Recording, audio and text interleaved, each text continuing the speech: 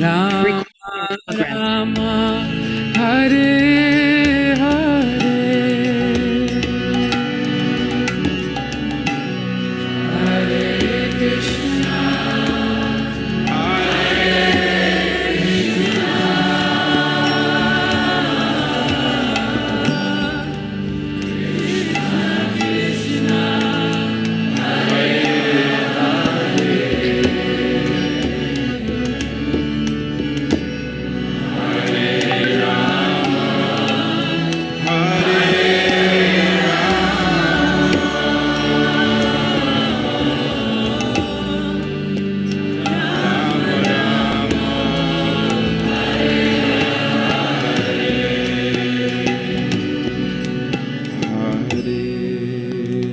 Krishna Hare Krishna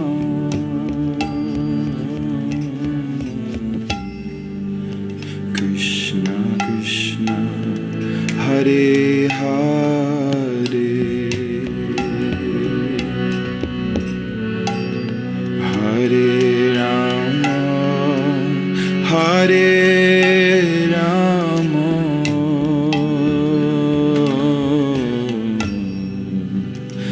Rama Rama Hare Hare Hare Krishna Hare Krishna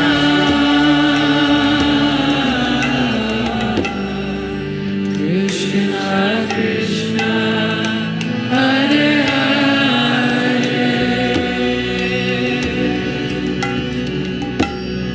Hare Rama Hare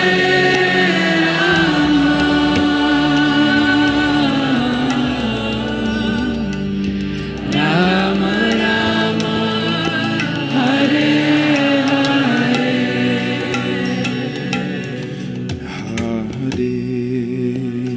Krishna Hare Krishna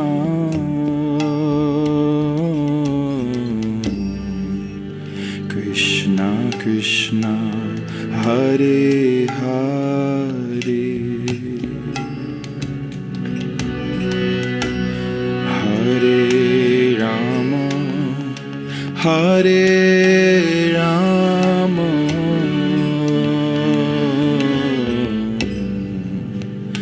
Rama Rama Hare Hare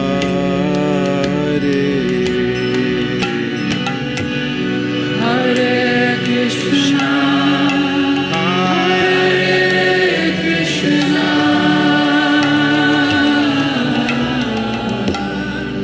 Krishna Krishna Hare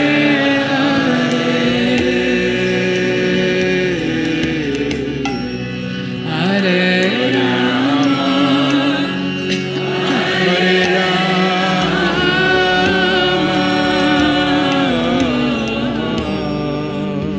Rama Rama Hare Hare Hare Krishna Hare Krishna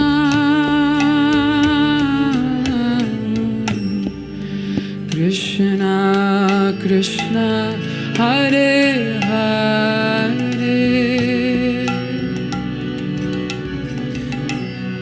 Hare Rama Hare Rama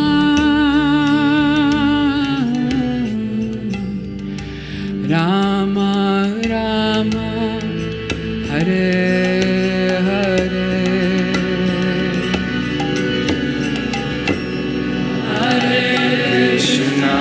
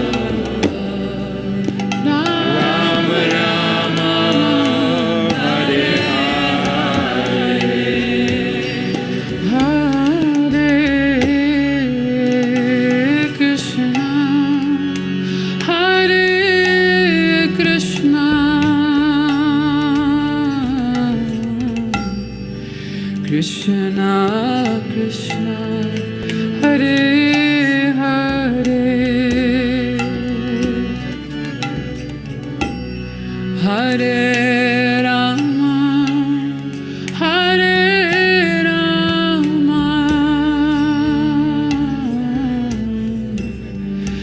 Rama Rama, Hare Hare,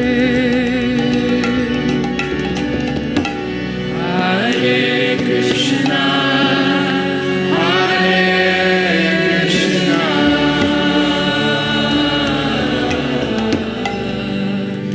Krishna Krishna, Hare Hare, Hare Rama, Hare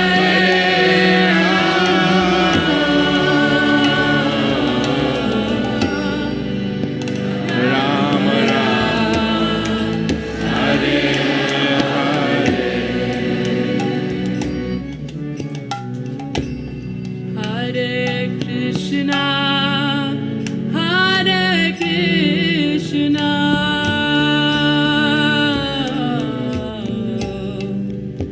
Krishna Krishna, Hare Hare,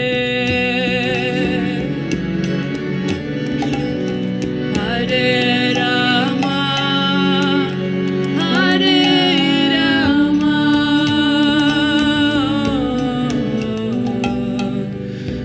Rama Rama, Hare Hare, Hare Krishna, Hare Krishna,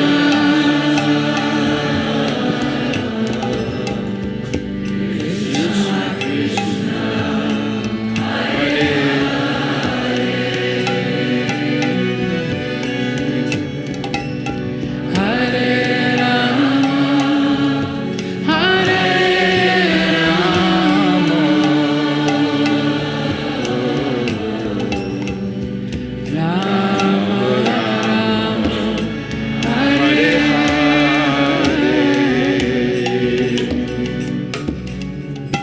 Hare Krishna, Hare Krishna,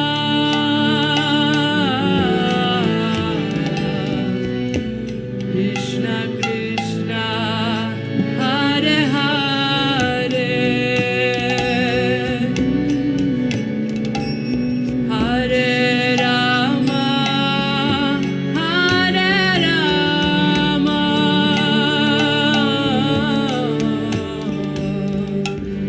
Rama Rama, Hare Hare. Please sing. Hare Krishna, Hare Krishna,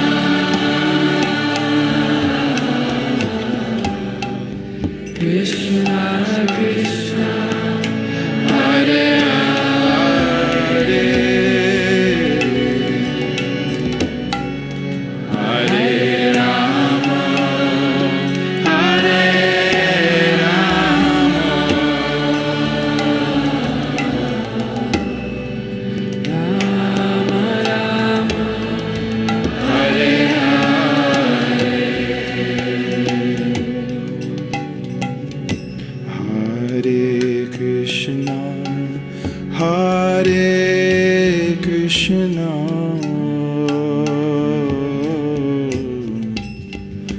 Krishna Krishna, Hare Hare,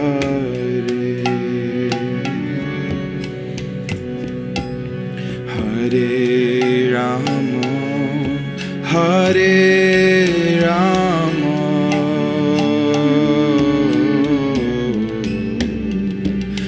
Rama Rama, Hare Hare.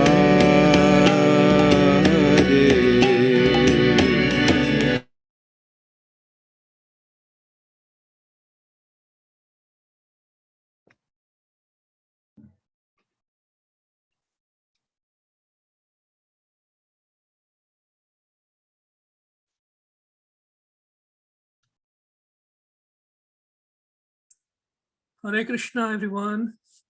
Please accept my humble obeisance. All glories to Srila Prabhupada. Hare Krishna, uncle, how are you? Good, how are you? Good, good.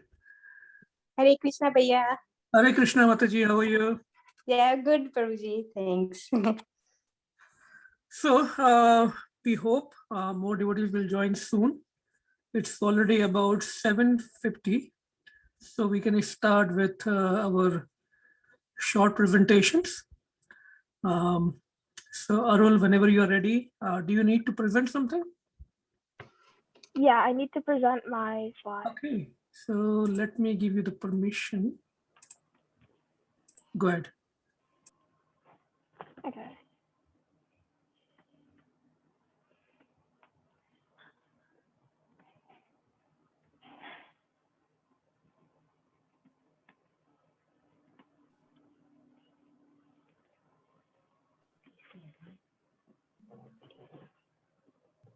Hare Krishna. Hare Krishna. This is Arul Jindal. I was given an opportunity to speak about ISKCON Guru.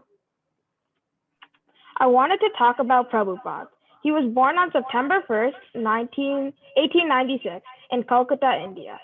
At the age of 26, in 1922, Prabhupada met his guru, Srila Bhaktisiddhanta Saraswati. In 1933, at the age of 37, Prabhupada was initiated by his guru. According to Google, this is a rare picture of Prabhupada with his guru. He asked Prabhupada to bring the teachings of Lord Krishna to the English-speaking world. When we looked at the world map, most of the English-speaking people lived in Australia or America. In 1965, Prabhupada came to America, but before that, he spent 32 years preparing for his journey west. He had a small suitcase with him. What he brought with him was $7 worth of Indian rupees and his translations of sacred Sanskrit texts. On July 11, 1966, he officially registered ISKCON in the state of New York. He rented a small storefront on New York's Lower East Side of Manhattan. In the next 11 years, Srila Prabhupada traveled all over the world and circled the globe 14 times. Srila Prabhupada established ISKCON centers throughout the world.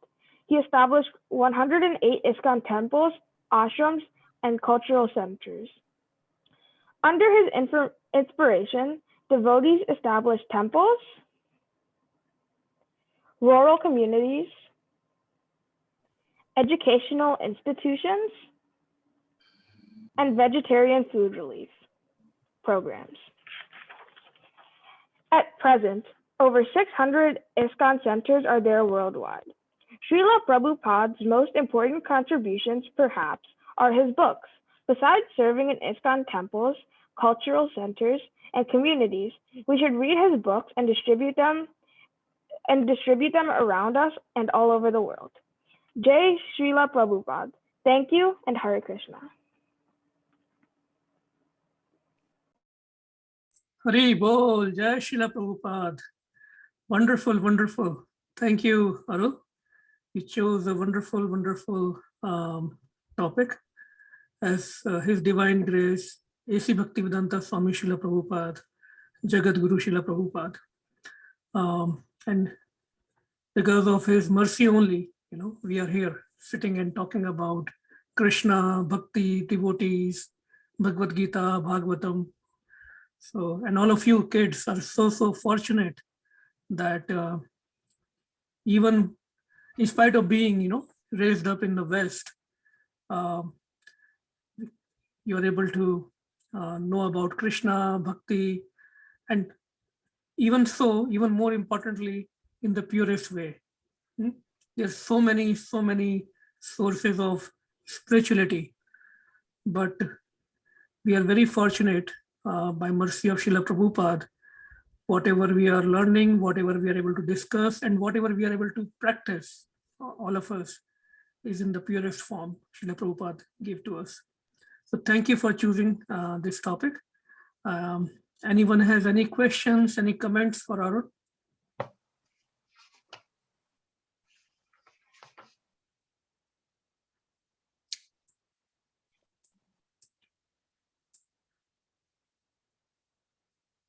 It was a very nice presentation. Good job, Arul.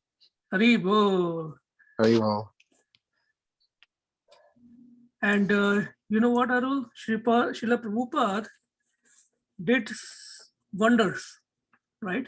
So we see in our Vedic scriptures, Srila Vyasdev, who gave us all the literature, all the devotional, all the Vedic literature, right? And then we see Sri Narad Muni, who has spread bhakti all over the universe. Just not one universe, in all the universes. He can travel to inter-universes, right? To all the universes. He can travel to different planets. And what he is doing when he's traveling and he's distributing bhakti.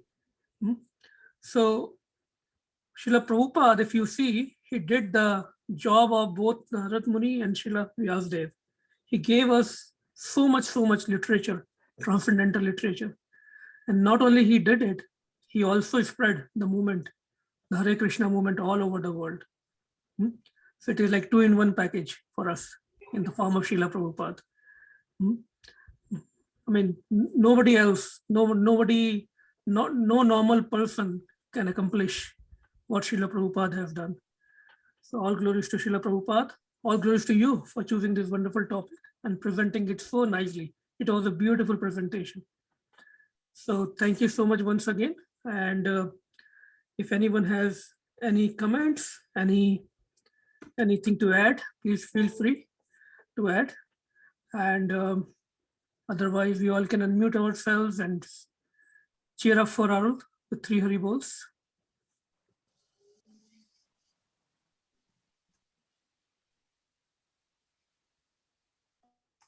Very good, Arul. You did a good job. Hari Bol. Hari Bol. Hari Bol. Hari Hari Bol. Bol. Okay, so next presenter will be, Beena Mataji. So next week, it will be your presentation, Mataji, Beena Mataji. And Yes, Prabhuji. 1 second.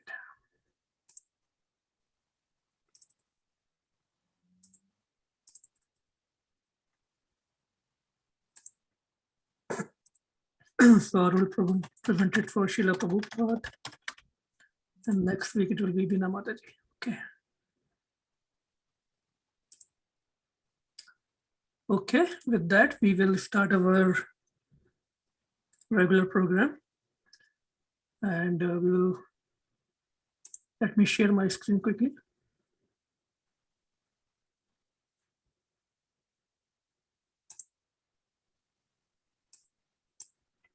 Just give me a second. My presentation is somewhere. I don't know. Okay.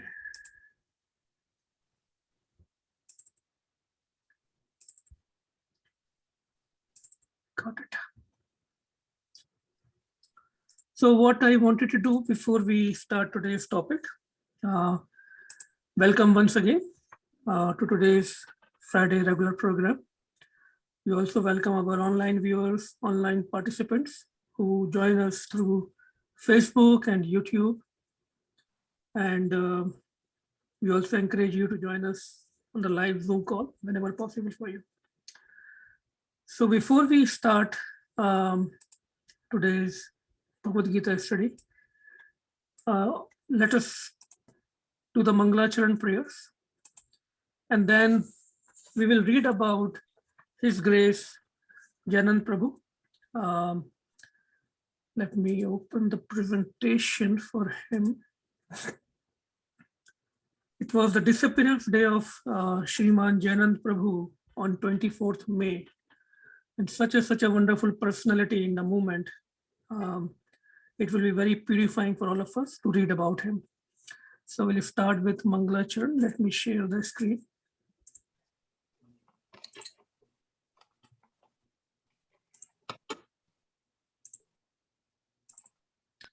Om Ajnana Timirandasya Jnanashalakeya चक्षुरुन्मिलितं तस्मै श्रीगुरवे नमः। श्रीचैतन्यमनोभीष्टं चैतन्यमनोभीष्टं स्थापितं येन भूतले स्वयं स्वयं रूप कदा मह्यं ददाति स्वापदान्तिकं स्वपदान्तिकम्। वन्देऽहं वन्देऽहं श्रीगुरु श्रीयुतपदकमलं श्रीयुतपदकमलं श्रीगुरुं श्रीगुरुं वैष्णवांश वैष्णवांश्च श्रीरूपं श्रीरूपं साग्रजातं साग्रजातं सहगणा रघुनाथान्वितं सत्यं तं सजीवं साद्वैतं साद्वैतं सावधूतं परिजनसहितं परिजनसहितं कृष्णचैतन्यदेवं श्रीराधा श्रीराधाकृष्णपाद सहगणा ललिता गणललिता श्रीविशाखाश्च हे कृष्ण कृष्णे करुणा करुणा सिन्धु दीनबन्धो दीनबन्धु जगत्पते गोपेश गोपेश गोपिकान्ताय राधाकान्त राधाकान्त नमोऽस्तु ते। तप्त काञ्चन तप्तकाञ्चन गौराङ्गी गौराङ्गी राधे राधे वृन्दावनेश्वरी वृषभानु शुभभानुवेशिनी देवी प्रणमामि प्रणयामि हरिप्रिये। वाञ्छाकल्पतरुभ्यश्च कल्पतरुभ्यश्च सिन्धु च पतिता पतितानां पावनेभ्यो वैष्णवेभ्यो भ्यो नमो नमः। नमो विष्णुपादाय विष्णुपादाय कृष्णपृष्ठाय कृष्णपृष्ठाय भूतले मते श्रीमते भक्तिवेदान्त स्वामिनिति स्वामिनीति नामिने। नमस्ते नमस्ते सरस्वती देवे गौरवाणी गौरवाणी प्रचारिणे प्रचारिणे निर्विशेष निर्विशेष शून्यवादी पाश्चात्य पाश्चात्य देशतारिणे। जय श्री कृष्ण श्री कृष्ण चैतन्य चैतन्य प्रभु प्रभु नित्यानंद नित्यानंद श्री श्री अद्वैत गदाधर श्री श्रीवासादि गौर भक्त वृंदा। हरे Krishna Krishna Krishna Krishna Krishna Hare Hare Hare Ram Ram Ram Hare Hare.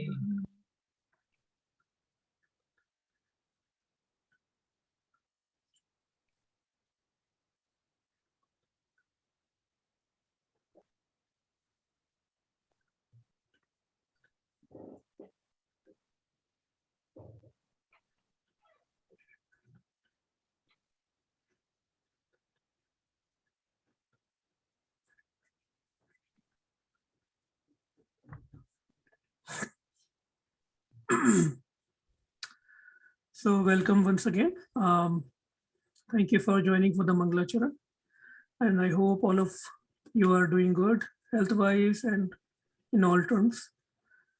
So what we will do before we start our Bhagavad Gita study, we will take some time to read about Shriman Jayanant Thakur, and I will share some notes on the screen. I hope all of you can see it. So who is Jayanant Thakur? Actually, it was his disappearance day on Monday 24th, May 24th.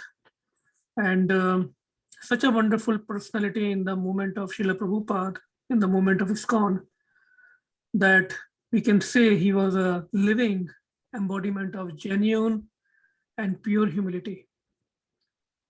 By his seva, in action, he was humility personified. And personally, for me, it was very inspiring to read about him. I'm sure when we will read, all of us will read about him, it will definitely inspire. When we hear about pure devotees, it is very, very purifying. It is Bhaktamal, talking and discussing about the pure devotees. So one of the glory of Shriman Jayanant Thakur is that when he left his body in 1977, Srila Prabhupada declared worldwide that his disappearance day should be celebrated as disappearance day of any great acharya, any great Vaishnava. Like we celebrate and observe the appearance and disappearance day of Srila Vyasdev, acharyas, in all the sampradayas, the appearance and disappearance day both are auspicious, are considered auspicious, and they're observed. Devotees fast at least until midday, half day, and they hear about the glories of the devotee.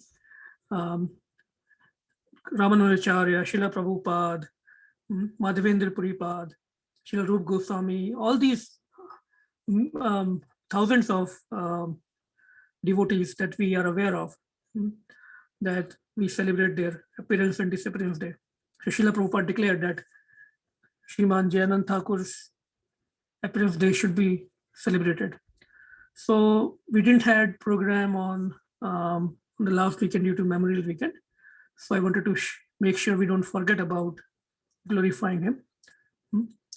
So anyone would like to start reading, or I can read, doesn't matter, but it will be nice if all of us can participate. So maybe I will start and then all of us can join.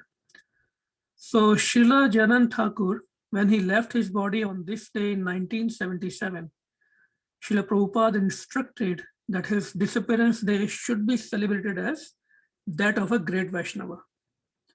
Observing the pastimes of such devotees greatly reaffirms one's faith in the process of bhakti.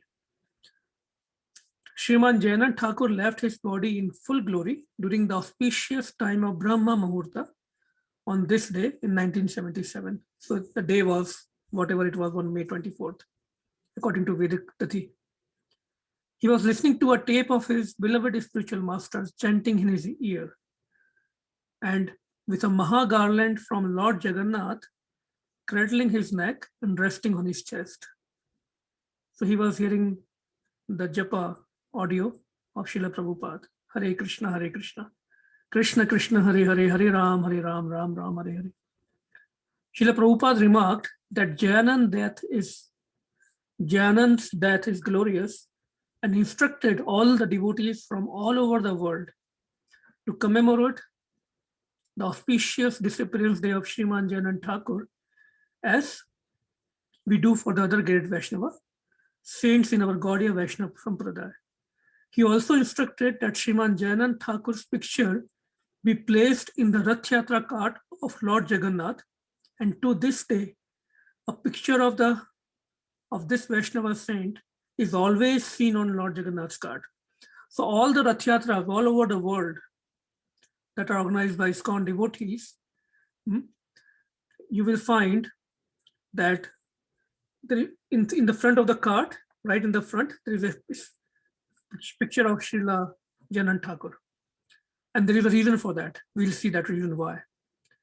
Of course, the biggest reason was that Srila Prabhupada instructed so, but why he did so, we will see in the next few slides. Srila Jayanand Thakur ki jai. So this is the Samadhi of Srila Jayanand Thakur that was recently, a few years ago, it was constructed in Mayapur. In Mayapur, there is a area called Rajapur. There is a Jagannath temple over there, and it is considered that Jagannath temple is non-different from Puri's Jagannath. They're non-different. The same deities once came to that temple. They are the same deity. When they got replaced at some point of time, they were brought here. So we can say his Samadhi is in Jagannath Puri. Beautiful place. So anyone would like to keep continuing this? This is a letter from Srila Prabhupada to Jayanand Prabhu.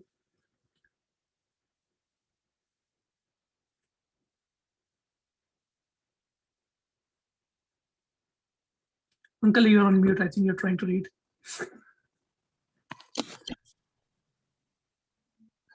My dear Jayananda, please accept my blessings. I'm feeling very intensely your separation. In 1967, you joined me in San Francisco. You were driving my car and chanting Hare Krishna. You were first man to give me some contribution $5,000 for printing my Bhagavad Gita. After that, you have rendered very favorable service to Krishna in different ways.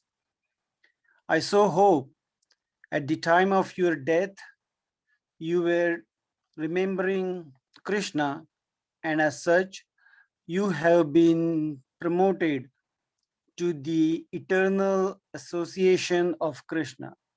As you were hearing Krishna Kirtan, I am sure that you were directly promoted to Krishna Loka. Janma karma Janma karma cha cha divyam. Yes, uncle. Even you Veti yeti tattvataha tattvata tyaktava deham punarjanman iti mam eti so arjuna. Bhagavad Gita 4.9.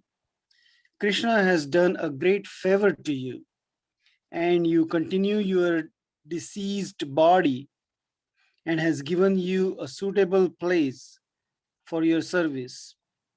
Thank you very much. Your ever well-wisher, A.C. Bhaktivedanta Swami. Breaking the bonds of false fatherhood. Later to Jayananda, Bombay, May 5th, 1977.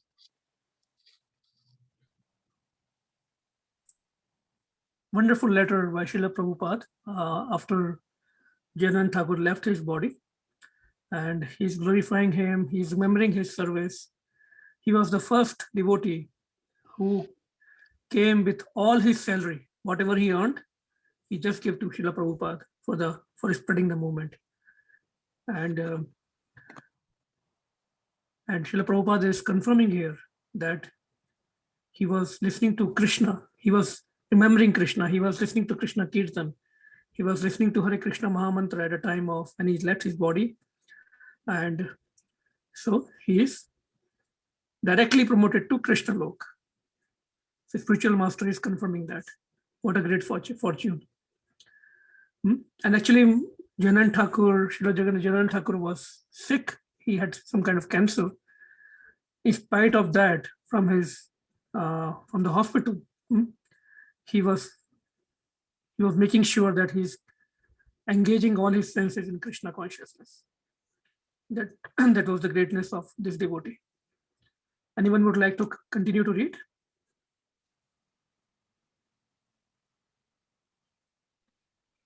I can read, Prabhuji. Yeah, please.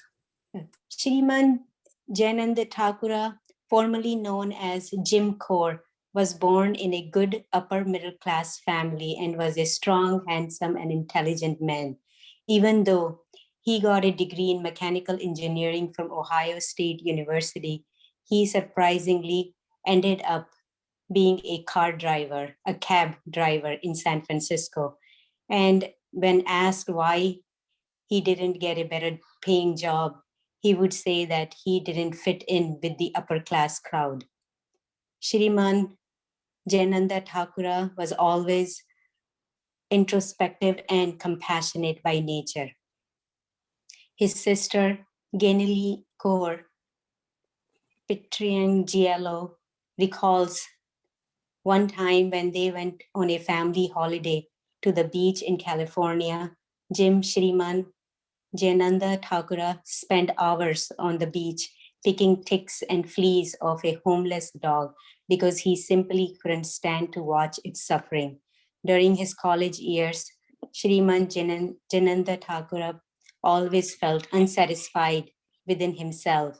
He felt empty and dejected to the point that his depression became almost suicidal. He later frequently stated that he was never happy before joining Krishna consciousness. In 1967, when Srila Prabhupada was in the Bay Area, Shriman Jayananda Thakur came across an article in the San Francisco paper about an Indian Swami who had come to the Bay Area to preach and spread the chanting of the names of God. This gave young Jim the feeling of a ray of hope, as he recalled it, and he decided to attend the Swamiji's classes. He very much preferred and enjoyed the early morning classes with the Swami and would sometimes be the only person there in the morning Bhagavatam class. Haribol. So if you see, in spite of very, very highly educated, he never got trapped into the material world. He was just doing something enough to maintain his body as a cab driver, although he was highly qualified. So Krishna had a plan for him from the beginning. Anyone would like to continue reading the next section? It was quite apparent how fond Srila Prabhupada was of Sriman Jayananda Thakur. Srila Prabhupada made a comment once during an initiation lecture in San Francisco in 1968. Chuckling, he said, "Jayananda looks like Sri Chaitanya Mahaprabhu." Yes, he was tall and stout and strong, Chaitanya Mahaprabhu. He would constantly ask for Jayananda Thakur when he came to the temple, and sometimes even made repeated requests for his disciple. When finally located in some distant place, engaged in service, Jayananda Thakur would refuse to go, saying, "No, I can't go to see him. I'm too dirty. I'm too fallen." Srila Prabhupada would sometimes invite his budding disciple to take prasadam with him in his room. Sriman Jayananda Thakur recalled, "Srila Prabhupada would cook prasadam and serve me. He didn't say anything. He just kept feeding me, and I kept eating." Yeah, always engaged in the service. He was always, always busy. Next. Anyone would like to read?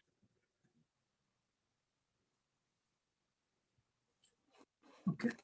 Shriman Jayanand Thakur's humility was true and genuine. Everyone who associated with him knew that it was his most prominent quality. He would stay back after festivals to do work so others could go see Srila Prabhupada. He would let others lead kirtan, do arati, and give class, and would do menial work like cleaning toilets, taking out garbage, washing dishes, or fixing cars and Sankirtan buses instead because he felt himself unworthy. Once a new boy came to the temple to help out, and he was directed to Jayanand Thakur, who was taking out the garbage. He told the boy, "I am the garbage man around here. For years, I have been watching garbage man carry out trash, and now Krishna is giving me a chance to do this service for him." This boy helped Jayanand Thakur collect the garbage and take it to the garbage dump, and he later became a devotee. He recalled thinking, if the garbage man at this temple can be so blissful, just imagine what the rest of the devotees are like. This is perfect example of preaching by action.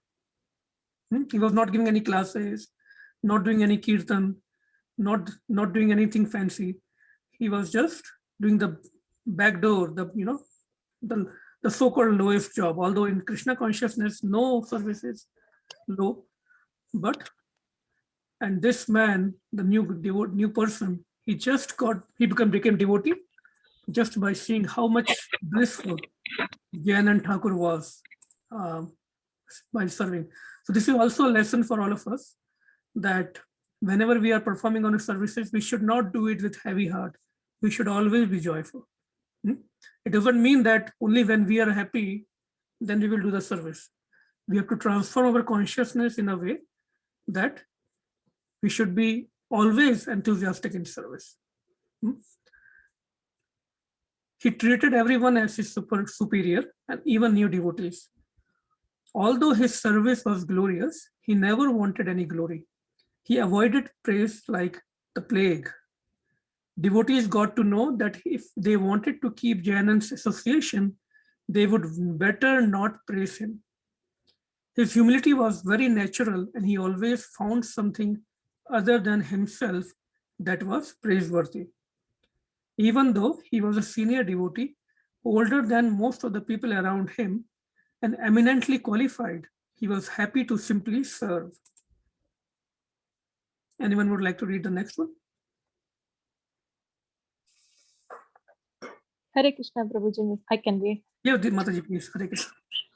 Sriman Jayanand Thakura was always very conscious of Krishna being present in everything. Whenever a little prasadam would fall on the ground, Jayanand Thakura would bend down on all fours and lick it up. To him, prasadam was worshipable. He was well known for always being very enthusiastic to cook, offer, and distribute prasadam on a grand scale. Whether he was out buying bhoga or arranging park permits, or going out on Harinama, or working on the Rath Yatra carts, he would always carry some prasadam with him and distribute it to everyone. He even said prasadam in a special way that would make whoever he was speaking to want to immediately take it. Sriman Jayanant Prabhu was the backbone of the Bay Area Ratha Yatra for several years. Behind the scene, he would do everything for the preparation of the festival. He would bake food, flowers, funds, buy materials, and build the carts. He would arrange for the permits, organize the cooking and serving of prasad. Although things always went right down the wire, he would consistently succeed in fulfilling all his plans every year. After the festival, he would cook a cake or a pie for each and every person who had somehow helped in the festival. Because of his efforts, the Bay Area devotees to this day enjoy an amazingly harmonious relationship with the city officials. Hare Krishna. Hare Krishna. Thank you, Mataji. What a wonderful qualities here. If we really meditate on these qualities, lot of things to learn. Especially, I'm talking about myself. Just serving Vigraha is not, doesn't mean devotion.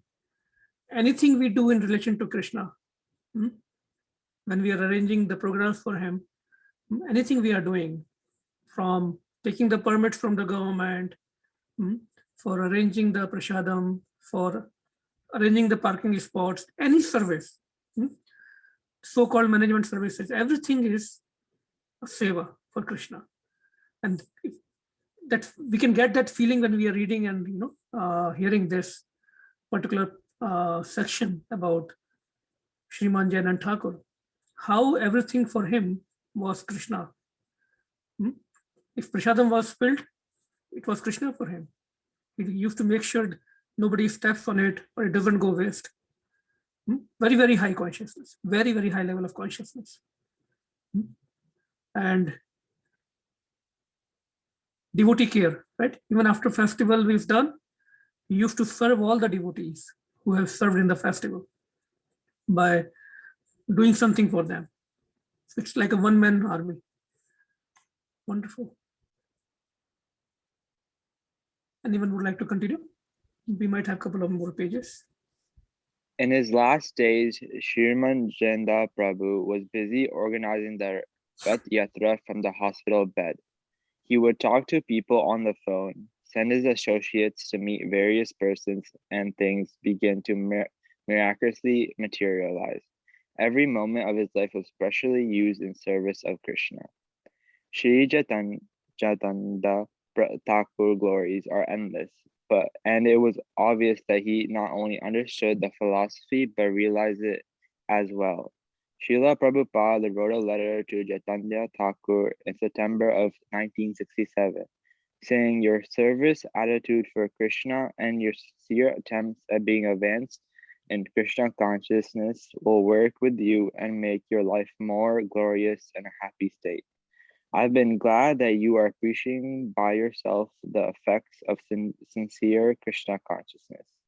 I've nothing new to instruct you. The same old instruction, namely consistent chanting and attentively hearing the transcendental vibration of Hare Krishna, is the only process for self-realization in this age. In San Francisco, while you were driving your car, and I was sitting by you hearing your transcendental vibration, this very sincere attempt has enriched your consciousness, and my only instruction is that you may constantly do this habit without fail.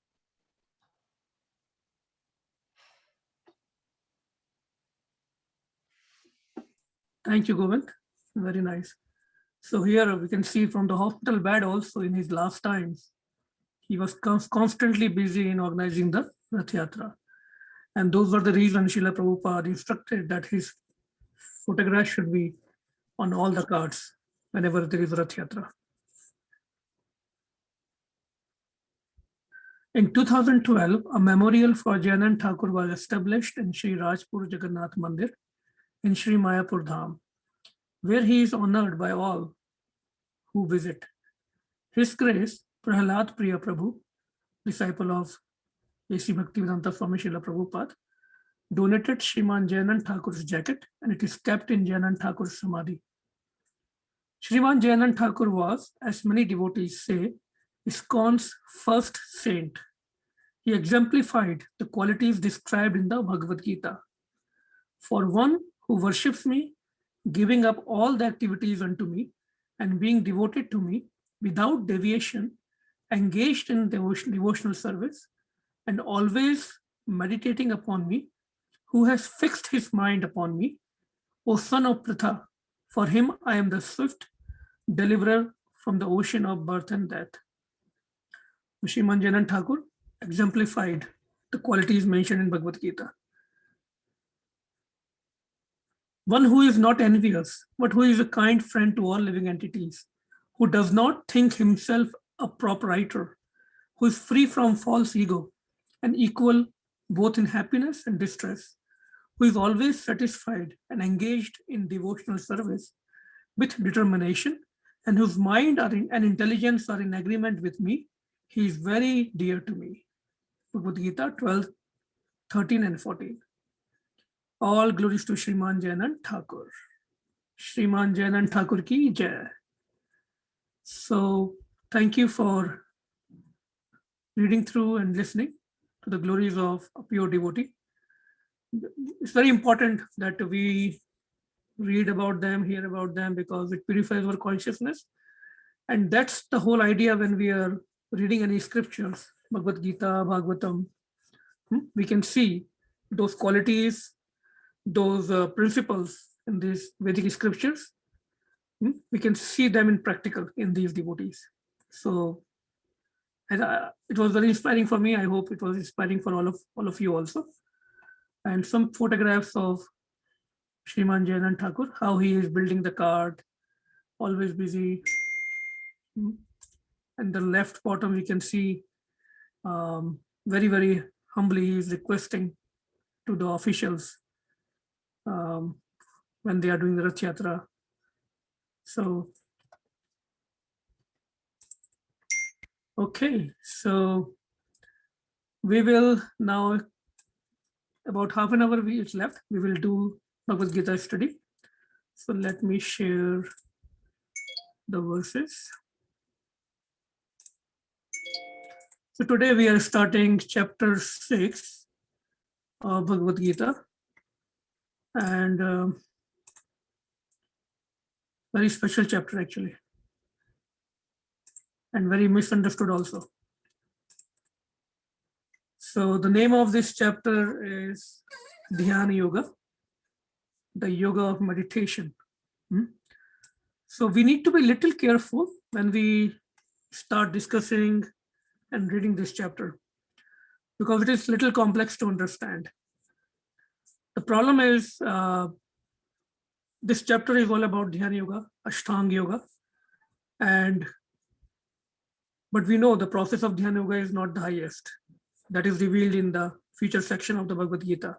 Highest yoga system is Bhakti Yoga. So then the question comes, when we want to practice Bhakti Yoga only, then why Krishna is speaking about these all other yoga systems? Karma Yoga, Jnana Yoga, Dhyana Yoga, Ashtanga Yoga. Why we even bother to talk and discuss about these yoga systems? So these are very important questions, because the problem is a lot of people, they just get to this point and they start preaching that, Krishna has advocated for Ashtanga Yoga. That's the highest yoga. Krishna himself is saying. So Krishna is not actually, he's giving us all the options. He's talking about all the propensities. But it's just like when we have to appreciate sunlight, right? If there is always sunlight, nobody will appreciate sunlight. Just because darkness exists, there is appreciation of sunlight, right? So unless we know about everything, all the other yoga systems that people feel they should be following, we cannot appreciate the highest status of bhakti yoga. So that's why Krishna is revealing to us all the yoga systems. And it's not like that these yoga systems are not useful. All yoga systems, all paths, they lead to the same Supreme Lord, Krishna. Right? So these are all valid paths. But what Srila Prabhupada gave to us, right away the highest. It is by mercy of Chaitanya Mahaprabhu, Srila Prabhupada, special mercy, that we don't have to jump through these steps. We can directly go to the highest. And we will see how, whatever I'm trying to say, we'll see how this is mentioned in Bhagavad Gita itself. Okay. So, but those two questions are very important, that why Krishna is speaking about other yoga systems, and why should we even bother to talk about Dhyana Yoga or Ashtanga Yoga when our goal is Bhakti Yoga. So whenever we read, we'll go through this chapter in the next few sessions. We should keep these questions in mind. That will keep us on the track. Otherwise, we will get lost. Okay. So before we proceed, it is very important for us to read the last verse of chapter 6 first. So even before, let me quickly read what we read in the previous chapter, last purport, because Srila Prabhupada kind of introduced Dhyana Yoga in that purport. So here we see the 5th chapter is a practical explanation of Krishna consciousness known as Karma Yoga. So practical application of Krishna consciousness is Karma Yoga. So we will jump through that and we'll go towards the lower section. The eightfold yoga mysticism is automatically practiced in Krishna consciousness. Very important sentence. The eightfold, all the limbs of Ashtanga Yoga, they're automatically followed in Krishna consciousness because the ultimate purpose is served. So the reason Bhakti Yoga is highest is because it takes us to the highest goal right away. What is the highest goal of any yoga system? Connect with Krishna. Right? Now, either we go through Jnana Yoga, acquiring a lot of knowledge, understanding, analyzing, do a lot of karma, and then try to offer it the fruits to Krishna, or we do this very, very hard practices of Ashtanga Yoga. The purpose is the original purpose of yoga, which is lost. Most of the people who are even following this yoga system, Ashtanga Yoga system, or all these cool yoga practices, they are losing the highest purpose, which is to attain Krishna. So there is a gradual process of elevation in the practice of yama, niyam, asan, pranayam, pratyahar, dharana, dhyan, and samadhi. So Ashtanga Yoga it consists of all these practices, and they are very, very hard. Yam, niyam, do's and don'ts, very many asanas, many yoga postures, pranayam, pratyahar, food habits, very special food habits are needed. Pratyahar, dharana, dhyan, samadhi. This is how the yogis who follow Ashtanga Yoga, they try to achieve Krishna. And majority of them, if we see the scriptures, they end up reaching to the Brahman stage because they are very impersonal. They are not following the Bhakti Yoga. But Srila Prabhupada says, but these only preface perfection by devotional service which alone can award peace to human being. It is the highest perfection of life. So he is again and again in every purport, whether it is about Karma Yoga, Jnana Yoga, Dhyana Yoga, Srila Prabhupada has, this is the specialty of Srila Prabhupada's purport, Bhagavad Gita as it is. He has given the essence in each purport, that is bhakti.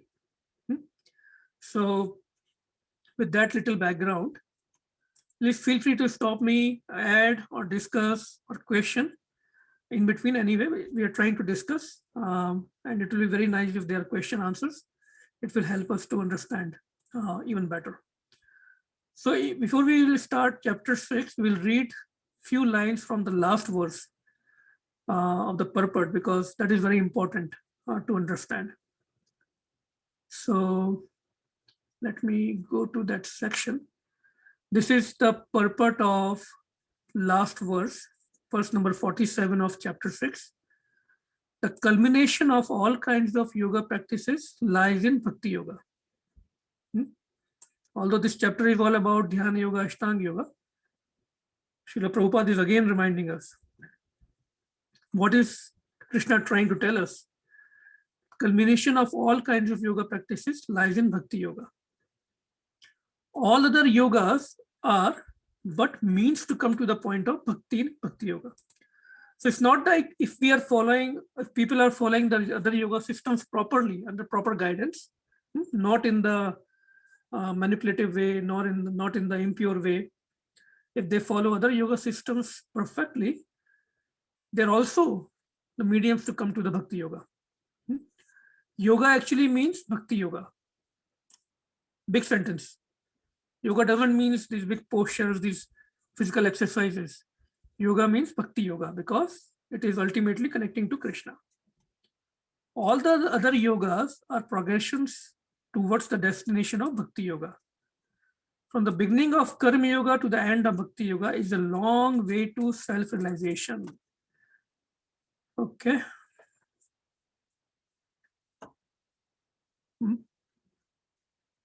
Factually, Bhakti Yoga is the ultimate goal, but to analyze Bhakti Yoga minutely, one has to understand this yoga system. So because we are studying, we are students, so to understand Bhakti Yoga even better, minutely, like I said, sunlight, darkness, how will we appreciate? If there is no darkness, there is no concept of sunlight. It is always there, right? Similarly, if we don't know about other yoga systems, how can we appreciate Bhakti Yoga, right? That's the idea. So that's why we are studying it. Okay, so I will leave it here and then go back to the first verse.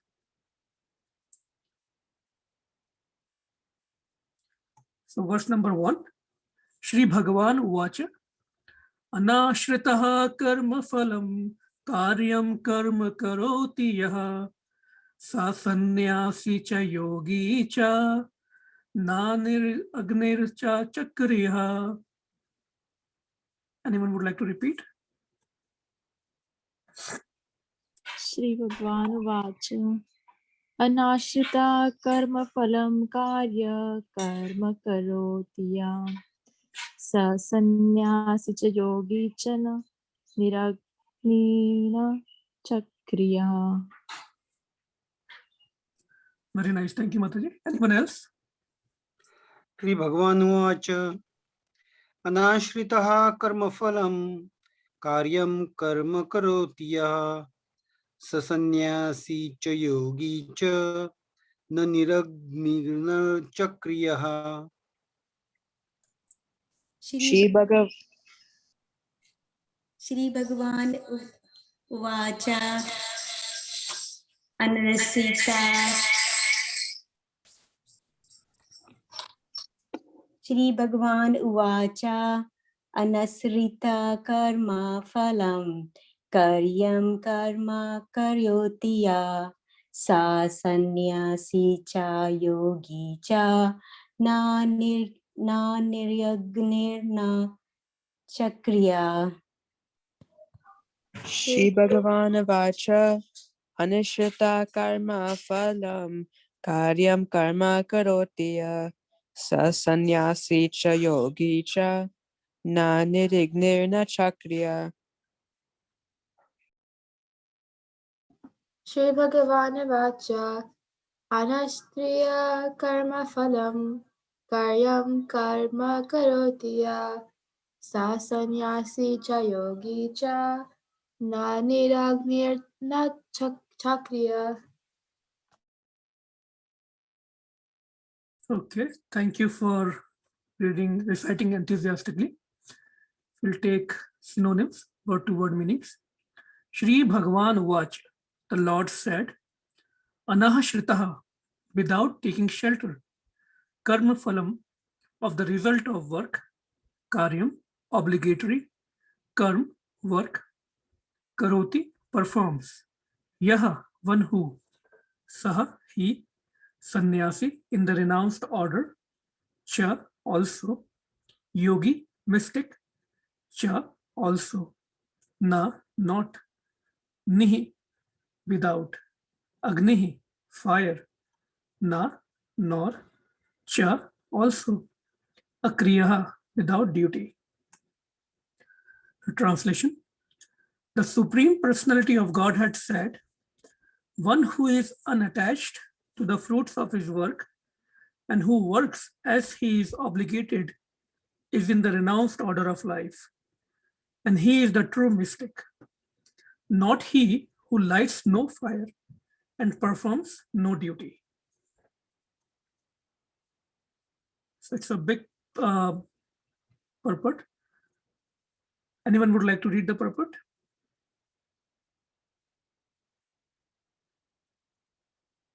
Okay. In this chapter, the Lord explains. Yes, Ismataji, go ahead. Hare Krishna Guruji. Hare. In this chapter, the Lord explains that the process of the Eightfold Yoga system is a means to control the mind and the senses. However, this is very difficult for people in general to perform, especially in the age of Kali. Although the Eightfold Yoga system is recommended in this chapter, the Lord emphasizes that the process of Karma Yoga or acting in Krishna consciousness is better. Everyone acts in this world to maintain his family and their paraphernalia, but no one is working without some self-interest, some personal gratification, be it concentrated or extended. The criteria of perfection is to act in Krishna consciousness and not with a view to enjoying the fruits of work. To act in Krishna consciousness is the duty of every living entity, because all the constitutionally parts and parcels of the Supreme. The parts of the body work for the satisfaction of the whole body. The limbs of the body do not act for self-satisfaction, but for the satisfaction of the complete whole. Similarly, the living entity who acts for satisfaction of the Supreme whole and not for personal satisfaction is the perfect sannyasi, the perfect yogi. The sannyasis sometimes artificially think that if they have become liberated from all material duties, and therefore they cease to perform Agnihotra, Yajnis, fire sacrifices. But actually they are self-interested because their goal is to become one with the impersonal Brahman. Such a desire is greater than any material desire, but it is not without self-interest. Similarly, the mystic yogi who practices the yoga system with half-open eyes, ceasing all material activities, desires some satisfaction for his personal self. But a person acting in Krishna consciousness works for the satisfaction of the whole, without self-interest. A Krishna conscious person has no desire for self-satisfaction. His criterion of success is the satisfaction of Krishna, and thus he is the perfect sannyasi or perfect yogi. Lord Chaitanya, the highest perfectional symbol of renunciation, prays in this way. Na dhanin, na janam, na sandarim. Kavitam va jagat ishkamye. Mama janmani janmani sve. Bhavata bhaktir ahakruti tatvai. O Almighty Lord, I have no desire to accumulate wealth, nor to enjoy beautiful women, nor do I want any number of followers.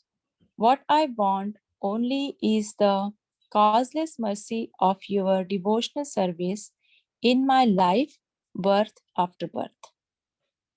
Hare Krishna. Thank you, Mataji. Thank you. So, if we see the essence of this purport, Krishna is saying that who is a true yogi?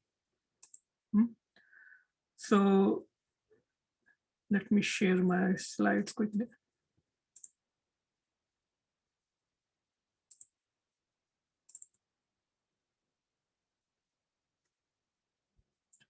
So we discussed what is the real meaning of yoga, linking with the supreme is yoga. And there are different ladders, right? Karma yoga, Jnana yoga, Ashtanga yoga, Bhakti yoga. So, and we also understood all other yogas are progression towards destination, which is Bhakti yoga. So very, very easy to understand with this picture that somebody might be at Karma yoga level, somebody might be at the Jnana yoga level, Ashtanga yoga level. So they all are going towards the same path. They're climbing up. But those who are following the practices of Bhakti yoga, it's like a escalator for them, because they're not going through, all these different tedious processes. So it's like just we can imagine the difference between the lift and the staircase. The one who follows the path of Bhakti yoga perfectly, of course, right, under guidance as per the Vedic scriptures, under the guidance of spiritual master, association of devotees, all these limbs of Bhakti yoga are important. Just saying that I'm following Bhakti yoga is not enough, right? We have to make sure we are following it properly, perfectly. Then Bhakti yoga is like on the left. Very quickly we can achieve Krishna Prem. Otherwise, slowly, tiring, tedious way. Okay, so this kind of represents very nice comparison between various yoga practices. And we also know there are different yoga practices for different yoga, as per Srimad Bhagavatam. Krite yadhyayato Vishnu, Tretayam yajato makha, Dwapare paricharyayan, Kalau tad dhari kirtanat. Kya matlab hai? What is the meaning? Satyug. The process was meditation, the Dhyana yoga, the Ashtanga yoga, all this on Lord Vishnu. Treta Yuga, it was sacrifices, yagna. Dwapar Yuga, very, very elaborate worship, deity worship, Vigraha Seva. And this Kali Yuga, we have heard so many times, it is chanting the holy names, chanting the name of Krishna. Hare Krishna, Krishna Krishna, Hare Hare. Hare Ram, Ram Ram, Hare Hare. So this is very important to always remember. We are in Kali Yuga. So, and we all know, it's so hard to follow these processes of meditation, Ashtanga yoga, yagna, even Vigraha Seva, because of the impurity. Nobody knows the mantra properly. Nobody, even the ghee is impure, the basic ingredient for the yagna. Or temple worship, there is a whole vidhi, Narad Pancharatra vidhi. One has to follow it perfectly. It was told to Shri Narad Muni by Krishna himself. Who follows all that in today's time? So although Kali Yuga is not the best of the ages, it is best for achieving Krishna. Very easy. Just chant the names of Krishna. Okay. So in this verse, one of the important things to notice is who is saying. It's not I'm saying these verses, these points. It's not somebody ordinary person is saying. it is being, what is the verse? It says, Shri Bhagavan Uvacha. So it's a good reminder to us that Bhagavad Gita is being spoken by Krishna. Nobody is manufacturing it. We can misinterpret it, but the basic principles are told by Krishna himself, Bhagavan himself, Shri Bhagavan Uvacha. And who is Bhagavan? Bhagavan is all opulent. Eta chamsha kala pumsha Krishnastu Bhagavan Swayam. Krishna is the original personality of Godhead. He possesses all the 6 opulences. So very important to remember that who has spoken Bhagavad Gita. A lot of time when we see the translations of Bhagavad Gita, this essence is lost. And it comes out as somebody else's philosophy, not as Krishna's words. And why it is important? Because it is coming from Bhagavan, Shri Krishna, and nobody is above or equal to him. Aham Sarvasya Prabhavo, and the source of all spiritual and material worlds. So Krishna himself is telling about his position. Okay. So that's with that reminder that Krishna is himself speaking about the principles mentioned in Bhagavad Gita. Now,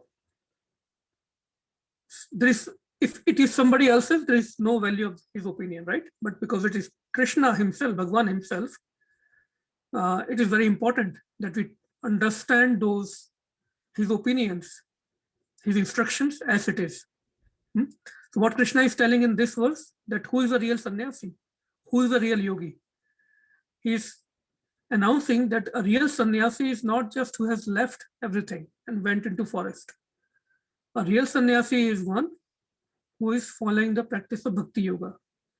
He's still doing the karma, performing his duty, but he's totally unattached to the fruits of those karma. So the idea is, sannyasi is not someone who has left everything. The idea is not to leave. Idea is to connect everything to Krishna. Whatever we do, we have to connect it to Krishna, in the service of Krishna and devotees. So in this verse, in the translation, Krishna is saying that one who has left the yagnas. Which yagnas?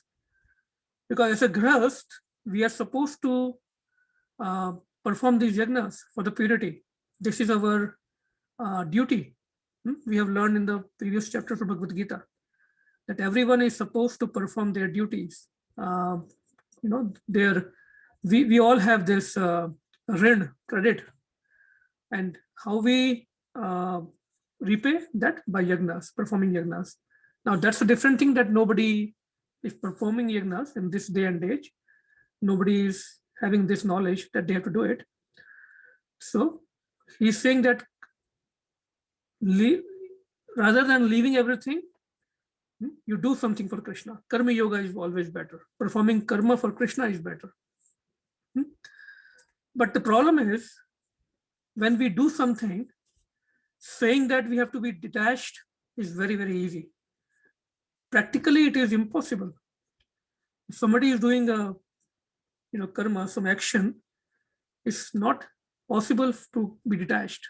For example, parents and kids, right? So parents serve, they do some actions for their kids, but it's not possible for them to be unattached, right? Or detached. So what is the remedy for that? That's why the concept of, or the practice of bhakti yoga is there.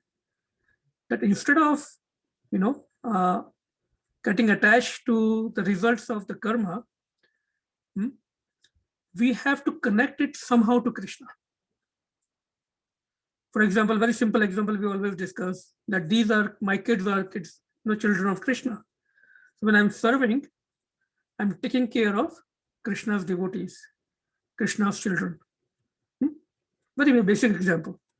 So that's how this bhakti yoga changes our consciousness right away to the highest, to the Krishna consciousness. Okay, so it's a big purport and we all have discussed those points many times. Anyone would like to add anything or ask any question?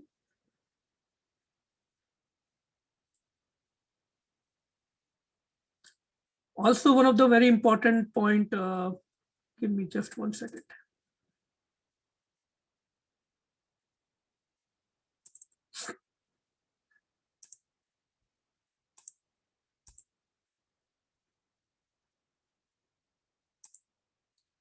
One of the another important point is how Bhakti Yoga is very glorious.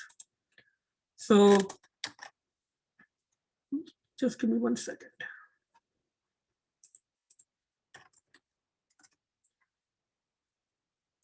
So who knows who is on the screen? Can everyone see the slide? No. No. Oh, sorry. Can you see the slide now? Yes. Okay. Who can tell me what is being displayed? On the left, it's the picture of Haridas Thakur and the prostitute. Hold on. Anyone else?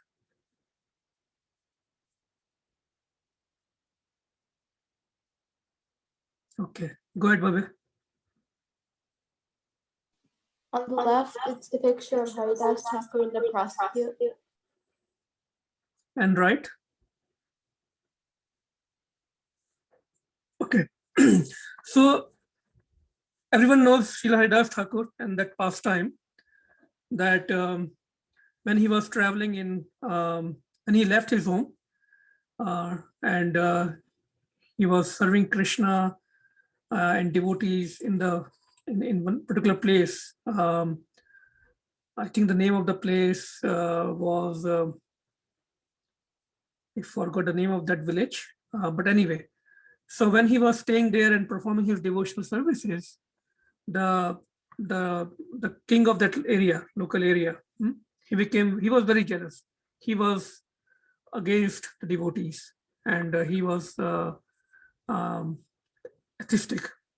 So he employed one prostitute and sent her to, pollute the consciousness of Srila Haridas Thakur, because they tried a lot of things and they couldn't find any fault in Srila Haridas Thakur to blame him and to drag him out of the village or to dishonor him.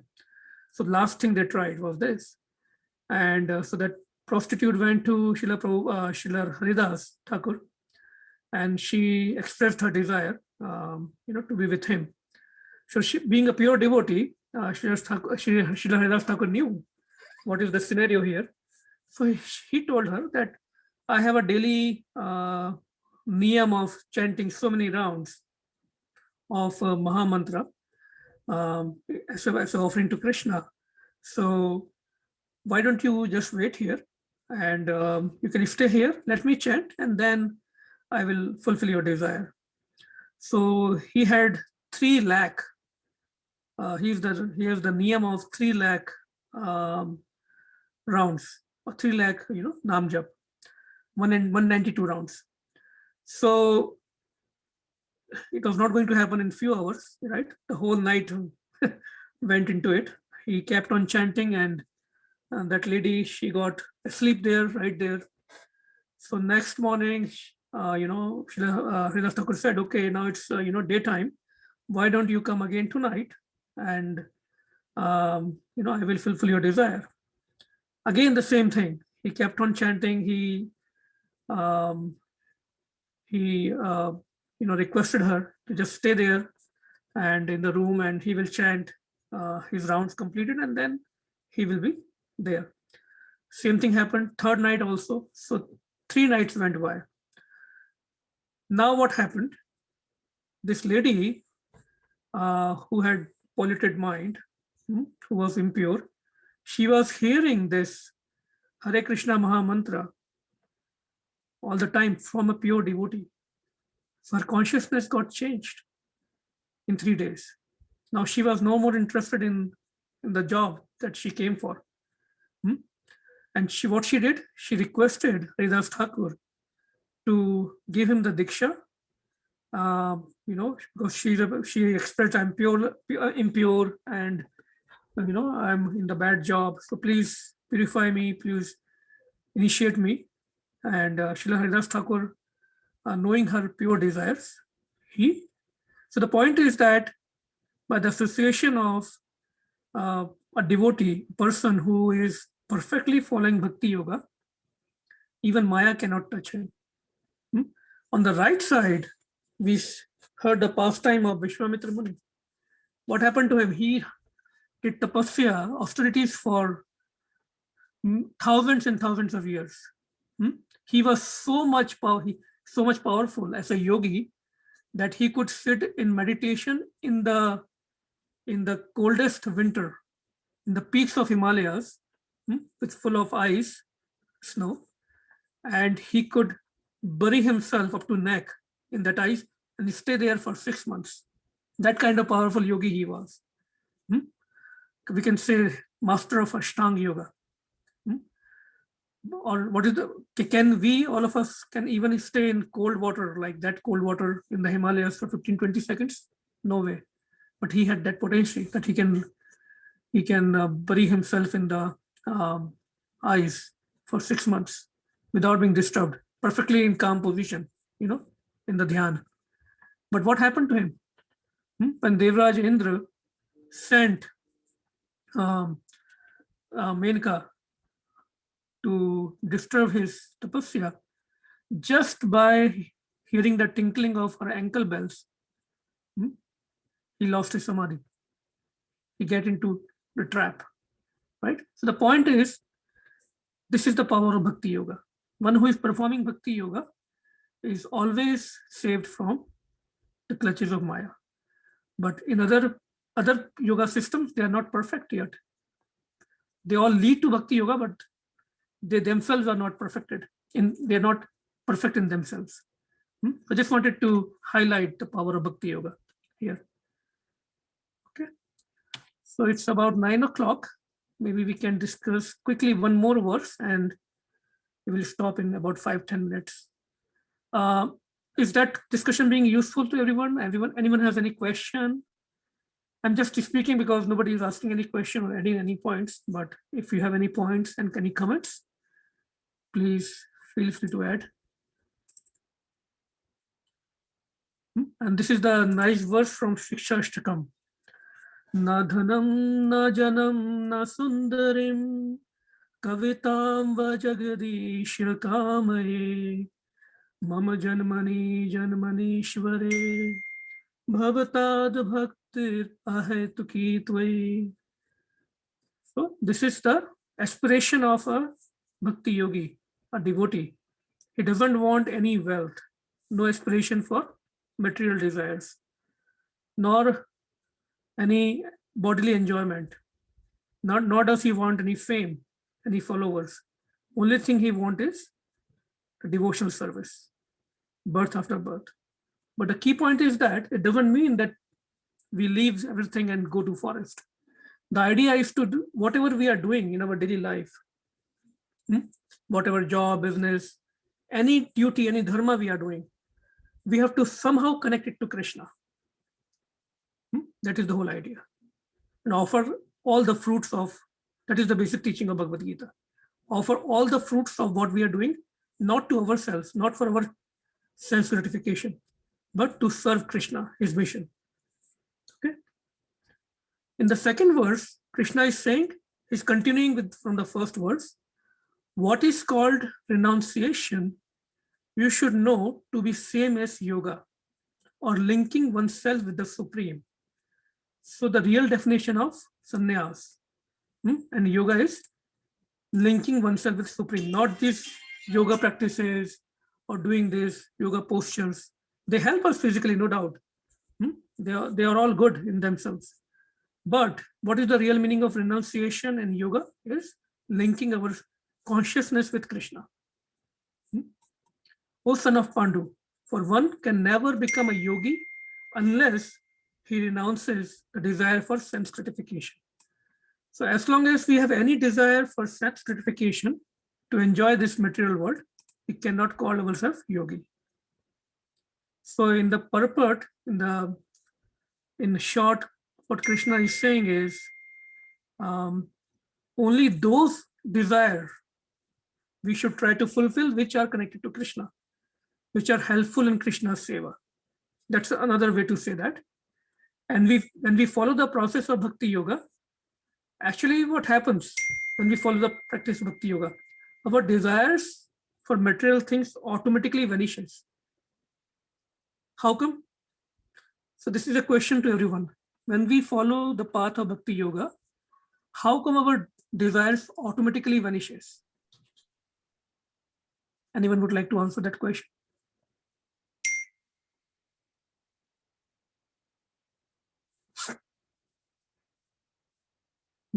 Because when we are following this Bhakti Yoga, always engaged in the purpose of Krishna, serving Krishna and devotees, so many services are there. So there is no time left, right? For other things, to aspire for other things. Second, we get the higher taste. So when we get the higher taste, enjoyment in the service of Krishna and the activities that we are doing, it could be kirtan, it could be reading the scriptures, it could be in the association of devotees, right? Temple activities, big book distribution, prasadam distribution, like ISKCON is doing millions and millions worth of rupees of prasadam distribution in this epidemic time. So how is it different from other distribution? We are serving prasadam to everybody, Krishna prasadam. So that opens everybody's account with Krishna. They bring prasadam is, we call it secret weapon. What it does, it changes our consciousness, it purifies our consciousness. So great service. So whatever activities we are doing, we get lot of fulfillment. And then the desire to fulfill our needs automatically goes down. We all have experienced that. Over the past so many years, we have been following this path. If we check ourselves 10 years before, when we started this journey, and now, we will definitely see some kind of reduction in our desires for material things. There is no anxiety at all. Devotees are just always happy. They can accommodate to any pressure, any stress easily. So the point is that our desires, and why there is no stress and anxiety, because desires for self, they take the back seat. Now we are serving others. So this is a consciousness to serve others. This is all is in this particular purport, this particular section. So any questions? I will stop here. Have any section? Any question on this section? Any comments? Any addition? Anyone would like to bring up? Any points that might be helpful from this discussion? Okay. If no questions, I see we have few more people have joined. So thank you everyone for joining, and we welcome you to today's gathering, our spiritual gathering. And thank you, Satish, for inviting all the devotees here. Now the reason we all are here, one of the reason today is we also wanted to do special prayers for our very, very dear colleague. He used to work for us in Penske, and you all must have seen the email I sent out day before yesterday. And he unfortunately left his body in India. Very, very nice, humble person. Very young, just an age of 34 years. And a big loss to the family, friends, and colleagues. Absolutely no doubt about it. So just give me 1 second. I would like to share something.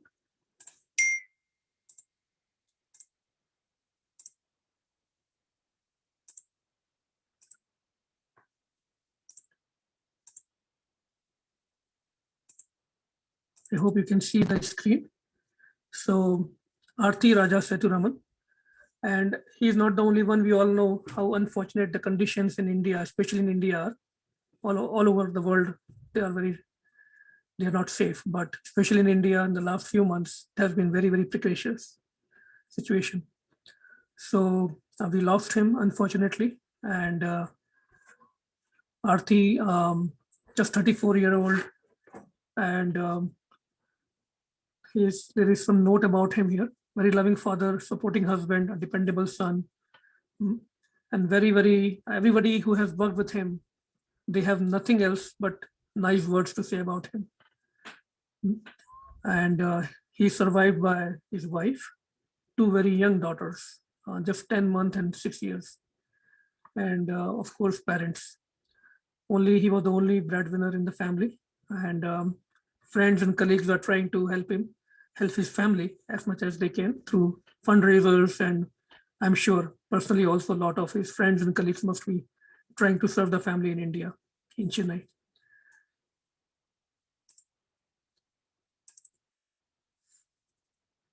So we definitely wanted to say special words for him, and especially if all of us remember, he used to also participate in our yearly Janmashtami festival, and very quietly he used to serve in whatever way he could, setting up the things before the celebration, cleaning the things in the end. Very quiet person, very humble person. So definitely a very humble servant of Krishna also. And few verses I would like to read for everyone's consolation. So in Krishna in Bhagavad Gita, in the text 13 of chapter 2, he says, Dehino asmin yatha dehe kamaram yavanam jara tatha dehantar praptir dhiras tatra namuyati. As the embodied soul continuously passes in this body, from boyhood to youth to old age, the soul similarly passes into another body at death. A sober person is not bewildered by such a change. So we should always remember these things are going to happen, whether now or 10 years later or 30 years later or 50 years later, right? One who has taken birth, he will have to leave the body. Unfortunately, when somebody leaves the body early, untimely, in our perception, it takes a lot of toll on the family and friends, right? But only consolation we can have in this transcendental, these eternal teachings of Bhagavad Gita, we can find some solace, some consolation. So one who has taken birth will definitely have to leave body at some point or the other. And anyone, this is also very nice words. Neha abhikrama nasho asti pratya vayo na vidyate swa alpam api asya dharmasya trayate mahato bhayat. In this endeavor, there is no loss or diminution, and a little advancement on this path can protect one from most dangerous type of fear. In what endeavor? One who has taken the path of Bhakti Yoga, one who has taken the path of serving God and devotees, and who has done even little bit for Krishna, for God. Krishna will definitely take care of him. Krishna never forgets even the slightest amount of service. So when we come together, when we do these spiritual festivals for Krishna, we all end up doing some kind of service in some way or the other, chanting his names, preparing for the festival, setting up things, cleaning the things. It is all being done not for us. It is done for Krishna. So any service anyone has done, even in very little amount, doesn't matter. Krishna accepts that service. And he will take care of that person while he is, in this body, and even after when that person leaves the body. Because the dangerous type of fear, what is that fear? That is death. All of us are scared of that. We may not realize that it's coming, but if we think about it, if we know it is coming tomorrow, everybody will get scared right away, right? Out of ignorance, we don't realize that it may happen anytime. And so many examples are there we are seeing around us. It may come to anybody, whether you are a millionaire, whether you are, most powerful person, most knowledgeable person, most beautiful person, death doesn't care, right? So we have to make sure, in addition to what we are doing for our bread and butter, for our families, for our jobs, we should also spend some time for spirituality, for Krishna consciousness. And we should also definitely engage our consciousness, our activities in the path of bhakti as much as we can. And Krishna accepts those services. So with those words, we will offer our condolences to Surya Aarti, and we will make special prayers. Before we start the special prayer, Satish or anyone else would like to say anything, feel free to unmute yourself and speak a few words if you would like to.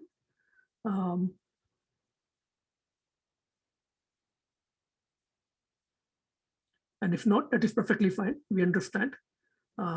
So I will just pause for a few seconds if anyone would like to speak anything, and we will proceed with special prayers. Okay.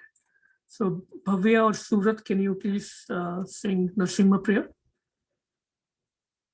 Yeah.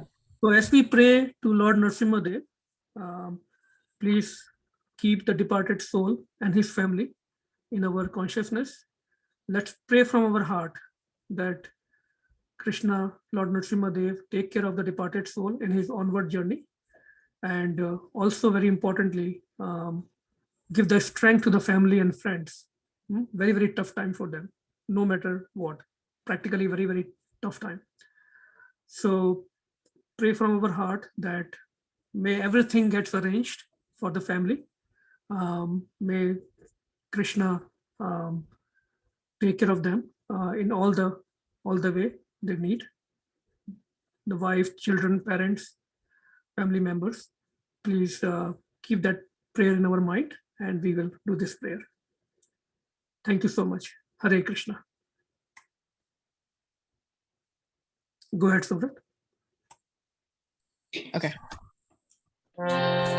Namaste Narada Shindraya.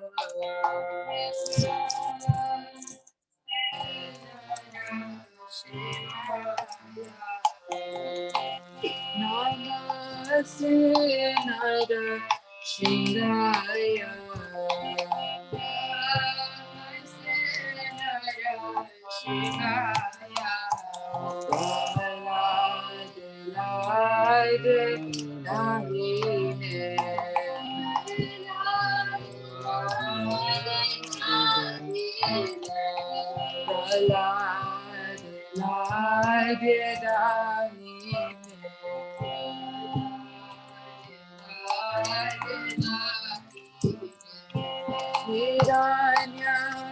Hiranyakashi Purvakshahar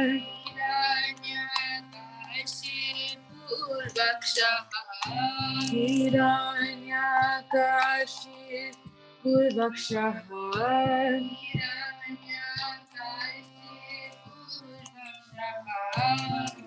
Shilatankai Nakhalage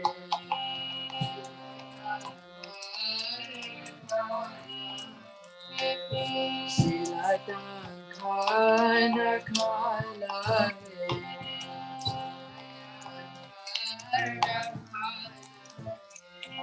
Ito Nashinga Parito Nashingo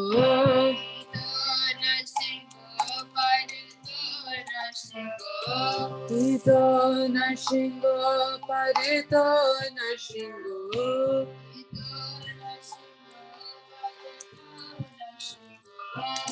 Yato Yato Yamita To Nashingo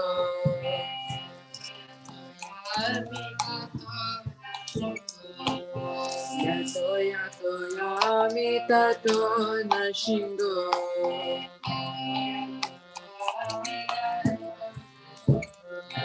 Sahi Nashingo Hidae Nashingo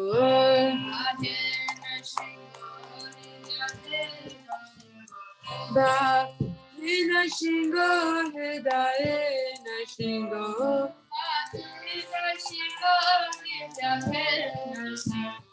Bahena Shingo, Hidayena Shingo.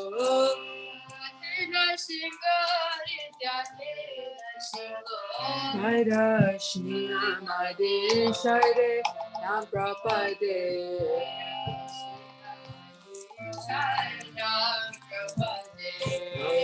Shira Madi Shire Nam Prapade.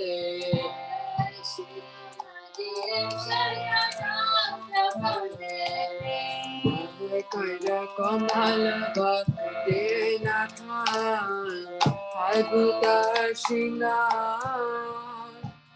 Dalita Miranya Kashipu Anaringa Kishavadita Naradi Rupa Shaidvidhi Shahade Jaya Jagadisha Hare Jaya Jagadisha Hare Baba Kanya Kamala Hare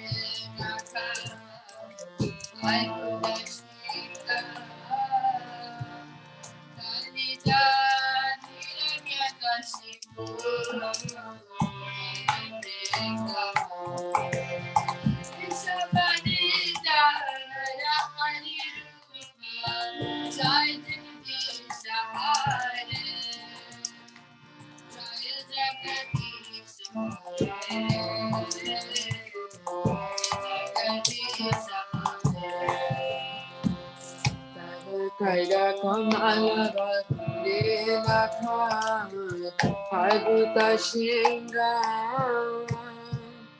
Dalita Miranya Kashipu Tanubringa Keshavadita Naradi Rupa Jaigadisha Hare Jaya Jagadisha Hare Jaya Jagadisha Hare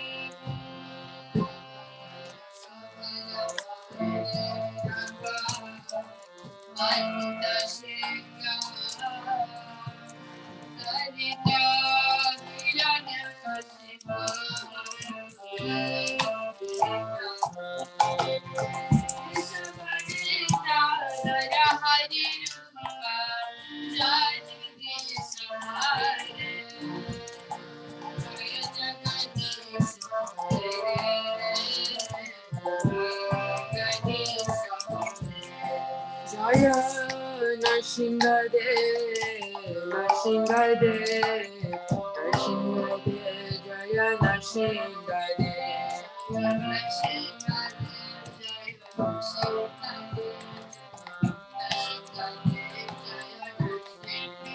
Jaya Lakshmi Narasimha, Jaya Prahlad Maharaj. Lakshmi Narasimha, Jaya Prahlad Maharaj.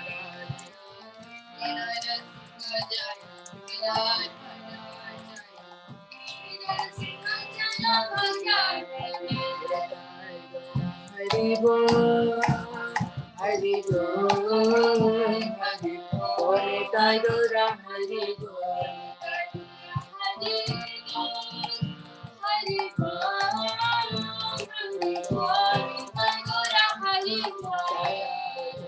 Prabhu, Prabhu, Prabhu, Jaya Shila Prabhupada.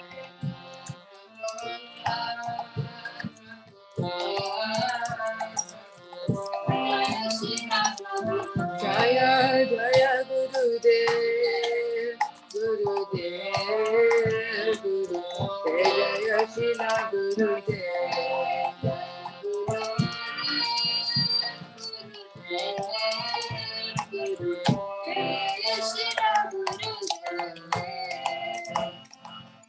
Gautam-Anandi.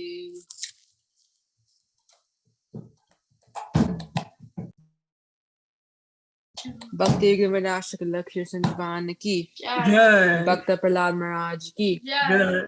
Samveda Bhakta Vrinda ki, Jai. Tagore Pramanandi. Hari Bol. So thank you everyone for joining for the special prayers for Aarti. We pray to Lord Nrsimhadev for the smooth journey, onward journey of the departed soul. And also we pray that all the obstacles, all the challenges for the family, Krishna takes care of them and give the strength to the whole family and friends to bear this big loss. And let's pray for everybody, each other, everybody's families, the whole community, the whole world, that these challenging times, they will ease out soon, and we all can we can feel more protective and more safe. So with that, thank you so much once again for joining us tonight, and we wish everyone good health, and we'll see you all next Friday at 7:30 p.m. with our Bhagavad Gita conversation. Hare Krishna. Hare Krishna. Krishna. Thank you, Hare Devendra. Krishna. Thank you, Satish, for joining. Thank Thank you, everyone. Hare Krishna. Hare Krishna. Do I need to spotlight the darshan, or we are done with that? Okay. Okay. Thank you. Hare Krishna. Take care. Thank you. Hare Krishna. Hare Krishna, uncle.